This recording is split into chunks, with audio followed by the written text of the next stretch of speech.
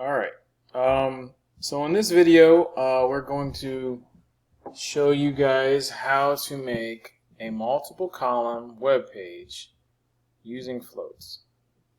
Alright, so here we go. I have this web page here. It has some headers and some paragraphs and a list down here. Actually, it's about a simple three-step process to achieving greatness. So you can read that if you like. Anyway, so let me show you what it looks like. Here's what the page looks like right now. So main header, paragraph, subheaders with paragraphs, another subheader with a list of qualities that show greatness. So that's what we have so far. Now this is just a regular web page in normal flow. And what happens if we want these 10 qualities that show greatness to be not under all this, but next to it? So that's our goal. Alright, so here's what we're going to do. First, we're going to divide up these two parts of the page, this part and this part, into separate divs. That way we can control where they are. So I'm going to add divs around them. So let's see here, div,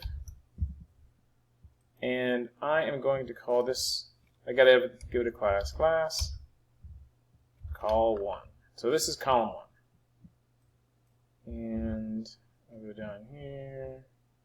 So this is the end of where I want column 1 to be. And then I'll have another div here, div, class, column 2. Maybe you may be wondering, why did I use classes? Why didn't I use IDs? You could use IDs, sure, no problem. But if we wanted to have, you know, more columns that float, we would probably want to use classes. But anyway, so here we go. Now they're in a div, which really doesn't do anything yet. All right. So, but they're each in their own divs. One is column 2, that's this guy. And the other one is column 1. That's all these guys. Alright. So now we have to... Okay. Now we have to add some styles. So, I am going to select both column 1, comma, and column 2. So both of them. Same time. So I'm selecting two things, column 1 and column 2. So dot, that's because it's a class.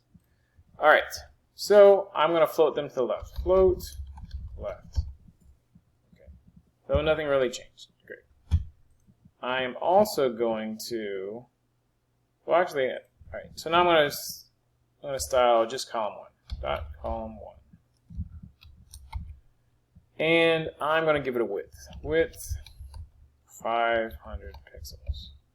Alright, so there's column 1 is now 500 pixels wide. And once this has this width of 500, the next div is floating, so it goes right next to it. But you want to control how big these columns are, so I'm going to do column 2. I'm going to give that a width also. Width 300 pixels. Okay. So we have that. And this is what it looks like. So this is 500 across, and then this is 300. And we have a big empty space. Alright. So, we're going to do a couple of things. One, we're going to add some space between these two divs. So for column 1 and column 2, I'm going to set their margin to 10 pixels. And that adds a little bit of space. Watch if we made this like 50 pixels. Then it's too much space. It didn't fit. So this is 50 pixels, 50 pixels, 50 pixels. Alright. So 10 is good. And this is what it looks like. So that is like the simple way to float two divs next to each other with content. So this is a simple 2-column layout. And if you looked at it on your phone and it was, or anything, you know, small screen size, this guy just gets knocked down to the bottom. So it works out great if it's on a smaller screen size anyway. Okay.